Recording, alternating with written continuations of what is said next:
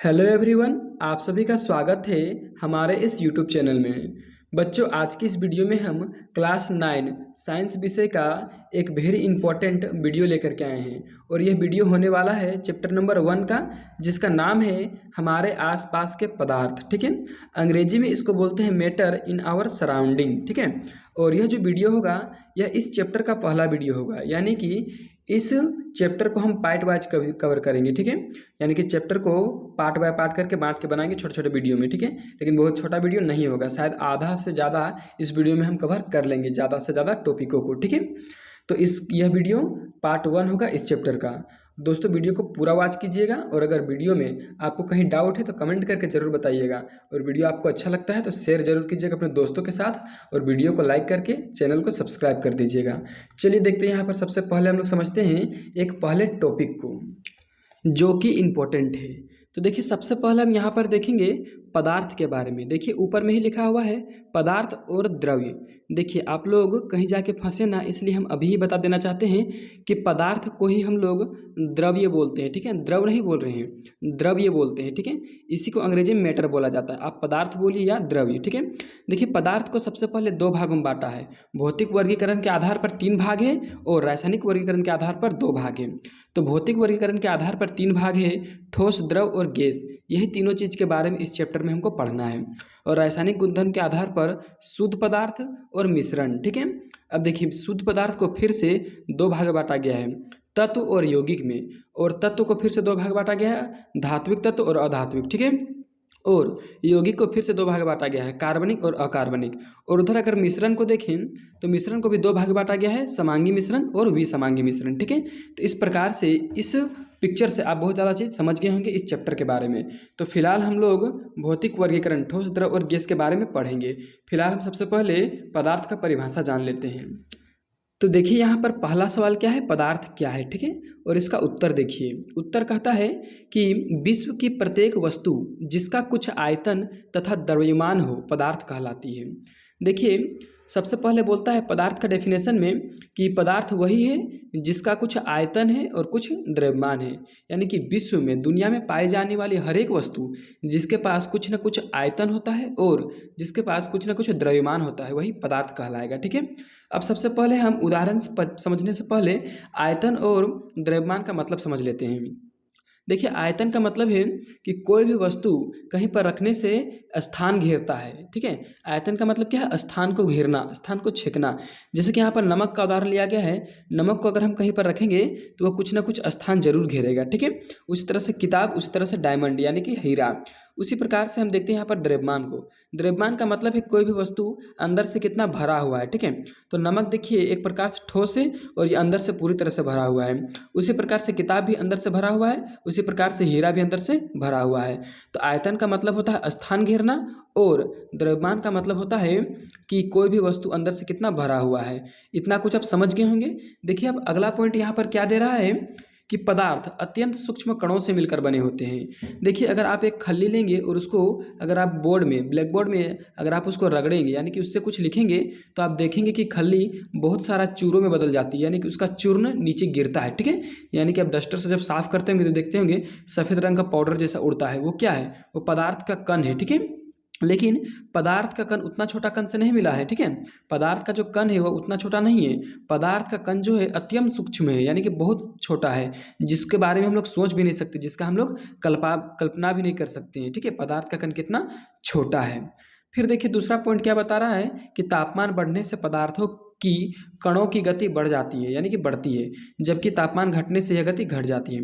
देखिए, जब हम लोग कोई भी चीज़ को गर्म करेंगे, कोई भी पदार्थ को गर्म करेंगे तो पदार्थ किससे मिलकर बना हुआ है, तो पदार्थ जो होता है वो छोटे छोटे कणों से मिलकर बना होता है। ठीक है, अत्यंत सूक्ष्म कणों से मिलकर बना होता है। तो जब तापमान देंगे हम किसी भी पदार्थ में तो उसका जो गति होगा, उस कण का जो गति होगा वो बढ़ जाएगा, लेकिन तापमान जैसे जैसे हम लोग कम करेंगे वैसे वैसे उसका गति क्या होगा, घट जाएगा। इस चीज़ को आप याद रखिएगा, बहुत ही इंपॉर्टेंट है। ठीक है, देखिए, इसका उदाहरण लिखे हुए हम पदार्थ का, जैसे बल्ब, कपड़ा, किताब, ग्रह, जल इत्यादि। ठीक है, ये सारा चीज़ क्या है, पदार्थ। अब हम लोग बात करेंगे कि पदार्थ हम लोग किसको नहीं बोलेंगे। ठीक है, तो देखिए, जैसे कि कोई भी माता अपने बच्चे से प्रेम करती है, यानी कि प्यार करती है, तो उसको हम लोग बोलेंगे पदार्थ? नहीं बोलेंगे, क्योंकि प्यार का कुछ भी द्रव्यमान नहीं होता है और न ही उसका कुछ आयतन होता है, ठीक है। इसी प्रकार से घृणा, घृणा मतलब किसी भी चीज़, गंदे चीज़ को देख करके घृणा आना, ठीक है। तो घृणा क्या है? मन का सोच है। प्यार भी क्या है? मन का सोच है। तो सोच कोई पदार्थ नहीं होता है, ठीक है। पदार्थ होने के लिए आयतन और द्रव्यमान जरूरी होता है। उसी प्रकार से गंध, आप किसी चीज़ का गंध लेते होंगे, खुशबू लेते होंगे किसी फूल का, किसी भी चीज़ का, तो वो भी पदार्थ नहीं है, ठीक है। उसी की तरह ठंडा, ठंडा क्या है? ठंडा हम लोग को लगता है, तो ठंडा को हम लोग महसूस करते हैं, ठीक है, तो वो भी पदार्थ नहीं है। यानी कि पदार्थ हम लोग उसी को बोलेंगे जिसका कुछ आयतन रहेगा और कुछ द्रव्यमान रहेगा। आई होप आप पदार्थ के बारे में काफ़ी अधिक जानकारी प्राप्त कर लिए होंगे। चलिए अब अगला पॉइंट देखते हैं।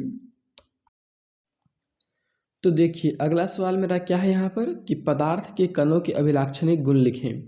पदार्थ जो होता है वो छोटे छोटे अनेकों कणों से मिलकर बना होता है और उन कण का कुछ विशेषता है, कुछ गुण है, उसी गुण को हमको लिखना है, ठीक है। इसलिए यहाँ पर सवाल पूछा है कि पदार्थ के कणों के अभिलाक्षणिक गुण को लिखें, या इसी को पूछ सकता है पदार्थ के कणों की विशेषताएं लिखें। इसलिए हम डायरेक्टली इसको आंसर बनाए हैं कि पदार्थ के कणों की निम्नलिखित विशेषताएं हैं, ठीक है। तो पहला नंबर देखिए क्या लिखा हुआ है कि पदार्थ के कण निरंतर गतिशील होते हैं। चलिए इसको उदाहरण से समझते हैं। देखिए उदाहरण को करने के लिए हम सबसे पहले एक खाली गिलास लेंगे, उसमें आधा से ज़्यादा कम से कम पानी भर देंगे, ठीक है। पानी भरने के बाद उस गिलास में हम लोग इंक मिलाएंगे, ठीक है। पानी भर के हम उस गिलास को पहले शांत छोड़ देंगे, बिल्कुल भी उसको हिलाना नहीं है। जब उसको हम लोग शांत छोड़ देंगे तो हमको लगेगा कि जल का जो कण है वो शांत है, ठीक है। लेकिन जैसे हम लोग उसमें इंक मिलाएंगे वैसे हम देखेंगे कि इंक धीरे धीरे अपने आप फैलने लगेगा, ठीक है।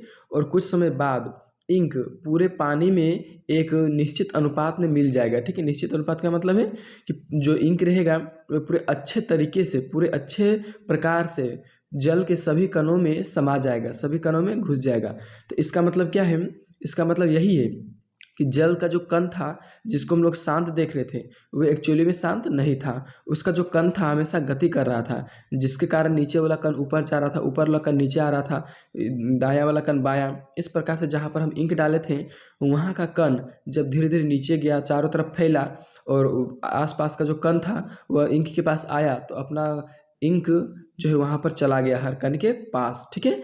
इस प्रकार से इसका उदाहरण है। चलिए दूसरा नंबर देखिए कि पदार्थों के कणों के बीच रिक्त स्थान पाया जाता है। देखिए पदार्थ जो होता है उसका जो कण रहता है उसके बीच बीच में खाली स्थान, खाली स्थान, खाली स्थान पाया जाता है। चलिए इसको उदाहरण की मदद से समझते हैं। देखिए यहाँ पर हम किसी पदार्थ का कण को लिए हैं, तो जब आप यहाँ पर देखेंगे कि कण और कण में देखेंगे कहीं कहीं पर कण है और कहीं कहीं पर खाली स्थान है, ठीक है। इसका मतलब है जितना भी कण रहता है पदार्थ का कण पूरी तरह से आपस में सटा हुआ नहीं रहता है, ठीक है। जिस प्रकार से पिक्चर में दिखाया हुआ है उस प्रकार से जो पदार्थ का कण रहता है वो छोटा छोटा छोटा छोटा छोटा छोटा होते रहता है धीरे धीरे, ठीक है। और छोटा छोटा कण के बीच में जो बीच में है उसमें खाली स्थान पाया जाता है, खाली जगह पाया जाता है, ठीक है। ये हो गया खत्म। अब चलिए तीसरा देखते हैं हम क्या है पदार्थ का गुण। तो पदार्थ का तीसरा गुण है पदार्थ के कण एक दूसरे को आकर्षित करते हैं, ठीक है। पदार्थ के कण एक दूसरे क्या करते हैं? आकर्षित। जैसे कि एक कण वहाँ है और एक कण यहाँ है और एक कण वहाँ है, मतलब सारा कण थोड़ा थोड़ा दूर में है, लेकिन जितना भी कण है सब आपस में एक दूसरे को आकर्षित करते हैं, ठीक है। तो चलिए इसको उदाहरण से समझते हैं। तो यहाँ पर आप देख रहे हैं कि एक नल का उदाहरण लिया गया है। देखिए नल में आपको क्या करना है, देखिए नल से पानी निकल रहा है और पानी जो निकल रहा है उस धारा में आपको एक अंगुली रखना है, ठीक है। जब आप अंगुली रखेंगे तो देखेंगे कि पानी जो है दो धाराओं में बट जाएगा, ठीक है, और बीच में आपका अंगुली रहेगा। लेकिन कुछ समय बाद फिर नीचे देखेंगे आप तो आपको पता चलेगा कि दो जो धारा अलग हुई थी ऊपर में वो उस अंगुली के जस्ट नीचे आपस में सट गया है, ठीक है। इससे पता चलता है कि पदार्थ का जो कण रहता है वो एक दूसरे को आकर्षित करता है, ठीक है। साथ ही साथ जब आप तालाब में अपने हाथ को मारेंगे, हाथ को चलाएंगे तो देखेंगे कि पानी का कण अलग होता है एक बार, ठीक है। लेकिन फिर पानी का जो कण रहता है, पानी का जो सतह रहता है वो आपस में सट जाता है, ठीक है। इन सभी उदाहरण से पता चलता है कि पदार्थ का कण एक दूसरे को आकर्षित करता है। चलिए अब हम अगला महत्वपूर्ण प्रश्न को देखते हैं। तो यहाँ पर देखिए कि अगला प्रश्न है पदार्थ के मुख्यतः 5 अवस्थाएं होते हैं। आपको सवाल पूछा जाए कि पदार्थ के मुख्यतः कितने अवस्थाएं होते हैं, तो 5 अवस्थाएं होते हैं, ठीक है। लेकिन इसमें में से आपको केवल 3 अवस्थाएं पढ़ना है। देखिए 5 अवस्थाएं कौन कौन से होते हैं? ठोस, द्रव, गैस प्लाज्मा और एक होता है बोस आइंस्टाइन कंडेंसेट। ठीक है, इसके बारे में भी आपकी किताब में दिया हुआ है। ठीक है, लेकिन आपको एनसीईआरटी के आधार पर डेफिनेशन और सारा चीज़ के बारे में समझना है। ठीक है, लेकिन इन सभी पांचों अवस्थाओं में से केवल आपको 3 अवस्थाओं का सारा चीज़ समझना है। किसका? ठोस, द्रव और गैस का। तो चलिए हम इन तीनों का गुणधर्म जानते हैं और गुणधर्म के साथ साथ हम इन तीनों का डेफिनेशन यानी कि परिभाषा और तीनों में अंतर भी जान जाएंगे। ठीक है, क्या क्या अंतर है एक एक करके हम गुणधर्म पर चर्चा करेंगे, जिससे हमारा अंतर भी निकल कर आएगा। तो चलिए शुरू करते हैं। तो देखिए, सबसे पहले हम यहाँ पर देखेंगे ठोस का गुणधर्म। ठीक है, तो चलिए पहला नंबर देखते हैं।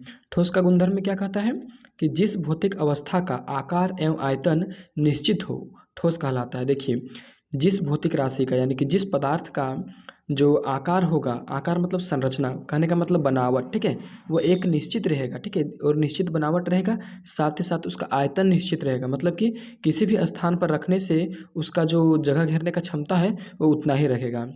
जैसे कि इस पेंसिल को दोनों में से किसी भी टेबल पर रखा जाए तो उतना ही जगह घेरेगा। तो इसी को हम लोग बोलते हैं आयतन और आकार। ठीक है, दोनों होना चाहिए क्या? निश्चित। ठीक है, अब देखिए, चलिए दूसरा नंबर में देखते हैं।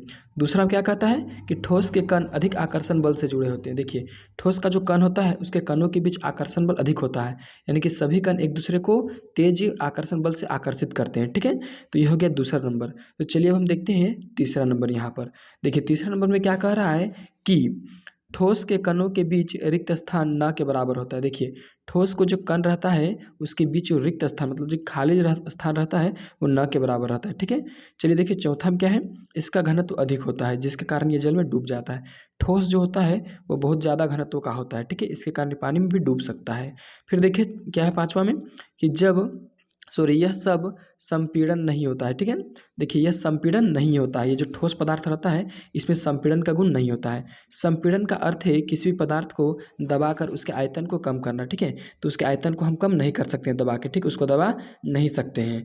अब देखिए हम चलते हैं छठा नंबर में, जो कि बहुत ही इंपॉर्टेंट है और ज़रूरी है। क्या लिखा है कि इसमें तरलता का गुण नहीं होता। देखिए, ठोस को अगर कहीं पर हम रख देंगे तो ये बहेगा नहीं, ये नहीं बहेगा, यानी कि तरल नहीं है। ठीक है, इसमें तरलता का गुण नहीं है। चलिए अब देखते हैं हम द्रव का गुणधर्म।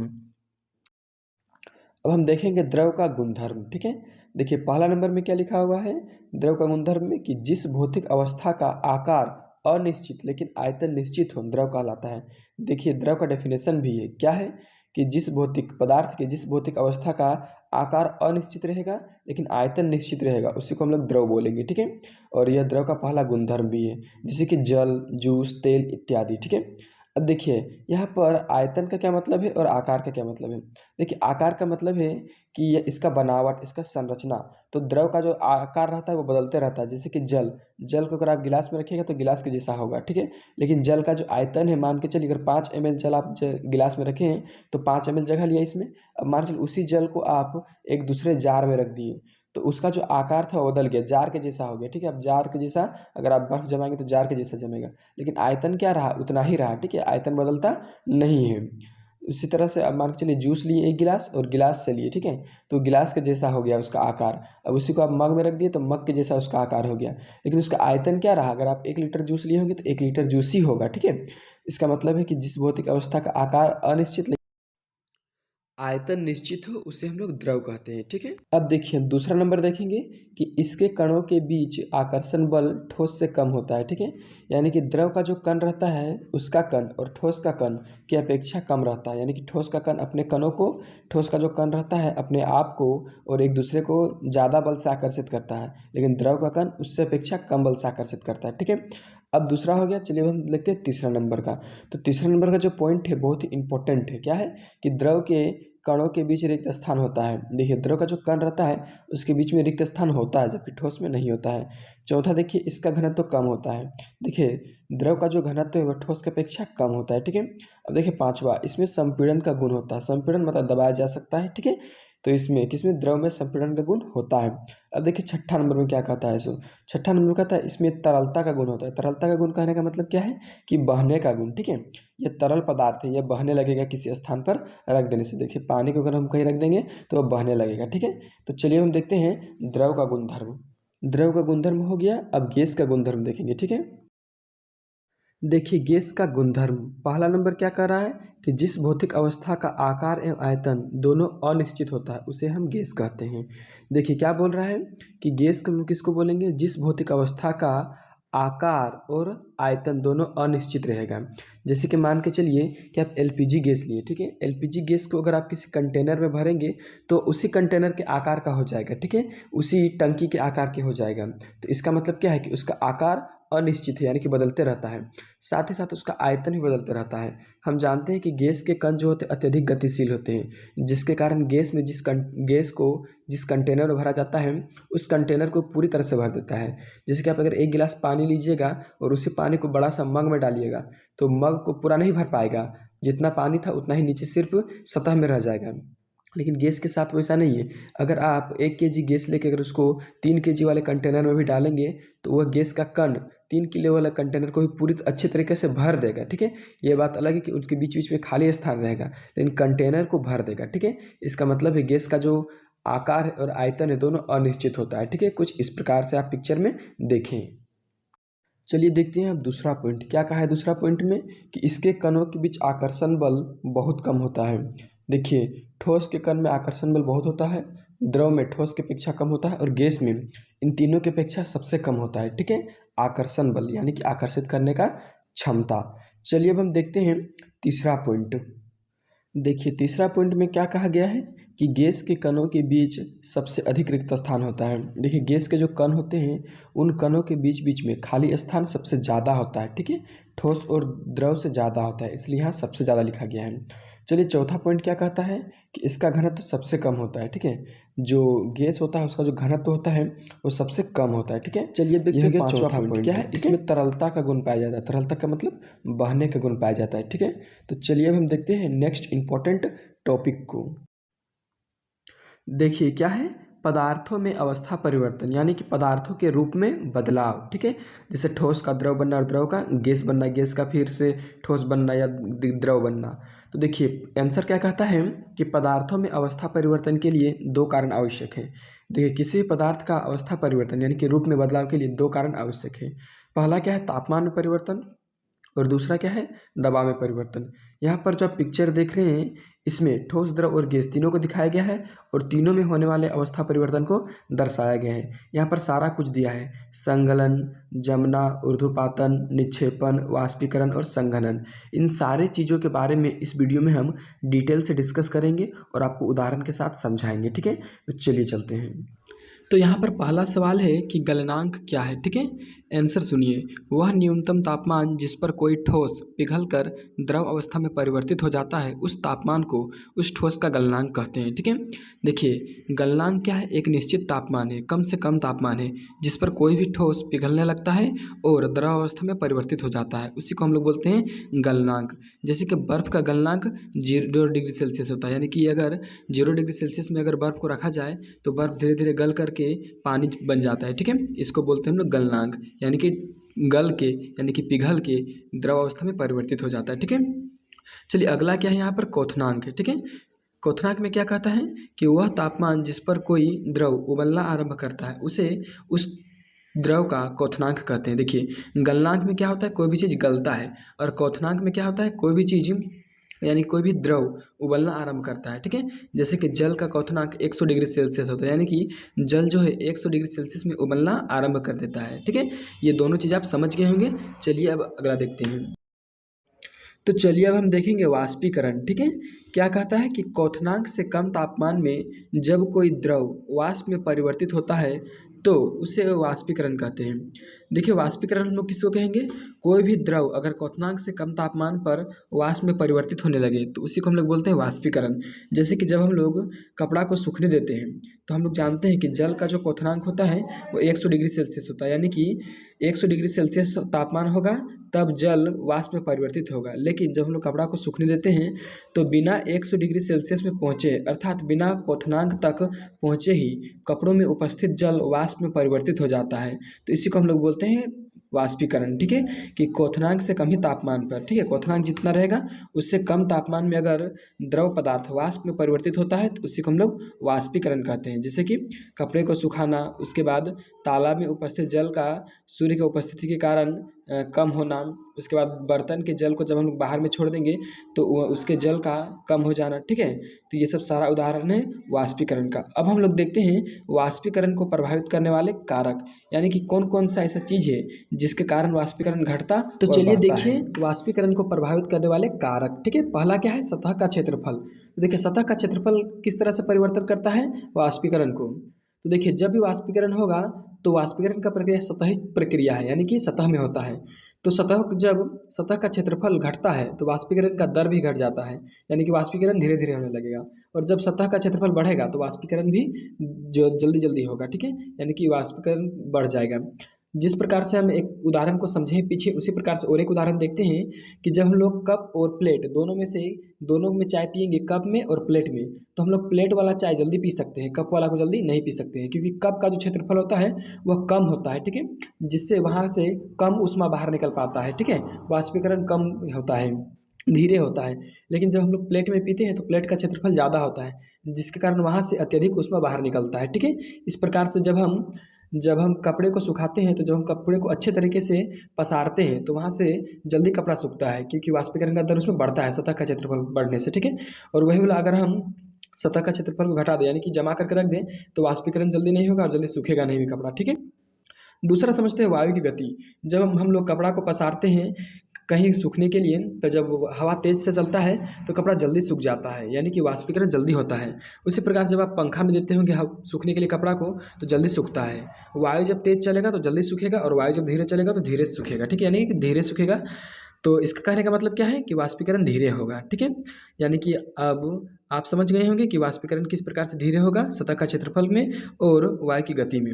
तीसरा है आर्द्रता में परिवर्तन। देखिए आर्द्रता का मतलब होता है नमी। वायुमंडल में उपस्थित हवा में नमी पाया जाता है। जब यह नमी का मात्रा ज़्यादा होता है तो वाष्पीकरण धीरे धीरे होगा, क्योंकि वाष्पीकरण होने से जो जल होता है या तो फिर कोई भी द्रव पदार्थ वाष्प में बदलता है और नमी लाता है, और वहाँ अगर पहले से नमी रहेगा तो वाष्पीकरण धीरे धीरे होगा। लेकिन अगर नमी कम रहेगा, यानी कि आर्द्रता कम रहेगा, तो वाष्पीकरण बढ़ जाएगा, ठीक है।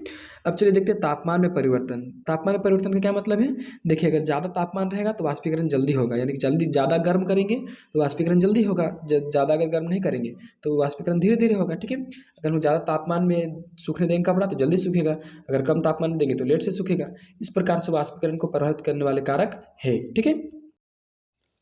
तो चलिए एक नया टॉपिक को समझते हैं, संघनन के बारे में। संघनन क्या है, ठीक है। चलिए उत्तर पहले पढ़ते हैं कि वह प्रक्रिया जिसमें गैस पदार्थ द्रव अवस्था में परिवर्तित होता है उसे संघनन कहते हैं।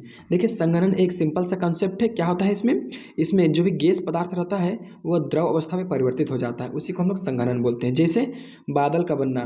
देखिए जब बादल बनता है तो बादल बनने के लिए जितना भी जल स्रोत है और पेड़ पौधों से वाष्पोत्सर्जन के द्वारा जो जलवाष्प ऊपर जाता है, ठीक है। जब अधिक तापमान होता है तो जल स्रोतों से जल जो होता है वाष्प के रूप में ऊपर जाता है, और पेड़ पौधों से वाष्प ऊपर जाता है, जल वाष्प, ठीक है। तो ये जल वाष्प ऊपर जाने के बाद ऊपर में तापमान कम होने के कारण ये जो वाष्प है, जल जो है वाष्प के रूप में जो है, भाप के रूप में जो है, जो भी गैस के रूप में है, वह तापमान कम हो जाने के कारण वह द्रव अवस्था में परिवर्तित हो जाता है, ठीक है, जिसके कारण वह बादल बन जाता है। दूसरा उदाहरण लिखें, ठंडे गिलास के बाहरी सतह में जल की बूंदों का जमना। जब आप किसी गिलास को फ्रिज से निकालेंगे, ठंडे गिलास को, तो आप देखेंगे कि उसके बाहरी सतह पर पतला पतला या छोटा छोटा बूंद जम जाता है, ठीक है। जब आप ठंडे कोल्ड ड्रिंक या तो फिर किसी प्रकार का माजा, पेप्सी, मिरिंडा पियेंगे तो देखेंगे कि छोटा छोटा बूंद जम जाता है उसके बाहरी सतह पर। तो वो जो बूंद रहता है वो अंदर से रिस करके नीचे नहीं आता है या ऊपर नहीं आता है। कहने का मतलब बाहरी सतह पर रिस करके नीचे नहीं आता है। वायुमंडल में बहुत सारा जलवाष्प है, ये जलवाष्प जब ठंडा के संपर्क में आता है तो ये भी जल बन जाता है, ठीक है। तो गैस क्या बन रहा है, जल बन रहा है। फिर क्या उदाहरण लिखें, बर्तन के ढक्कन के ऊपरी सतह में जल के बूंदों का बनना। देखिए जब आप खाना बनाएंगे या चाय जब बनाएंगे तो केटली में देखेंगे, या बर्तन बनाएंगे मतलब बर्तन में खाना बनाएंगे तो उसमें देखेंगे कि बर्तन के जो थाली डब जब ढकेंगे, ठीक है, खाना बनने के समय, चावल बनने के समय, तो देखेंगे थाली में पूरा पानी पानी हो जाता है। तो जो वाष्प रहता है वो क्या बदल जाता है, तो वो बदल जाता है आपका द्रव में। तो उसी को हम लोग बोलते हैं संघनन। आई होप आप समझ गए होंगे। चलिए अब अगला इंपॉर्टेंट टॉपिक देखते हैं। अब हम लोग देखेंगे ऊर्ध्वपातन क्या है। इससे संबंधित बहुत सारा क्वेश्चन आता है परीक्षा में, ठीक है। चलिए इसका उत्तर समझते हैं। वह प्रक्रिया जिसमें ठोस द्रव में परिवर्तित हुए बिना सीधे गैस में परिवर्तित हो जाती है उसे ऊर्ध्वपातन कहते हैं। देखिए ऊर्ध्वपातन का भी सिंपल कंसेप्ट है कि कोई भी ठोस पदार्थ अगर द्रव अवस्था में परिवर्तित नहीं हो रहा है, सीधे गैस अवस्था में परिवर्तित हो जा रहा है, तो उसी को हम लोग बोलते हैं ऊर्ध्वपातन। ठीक है।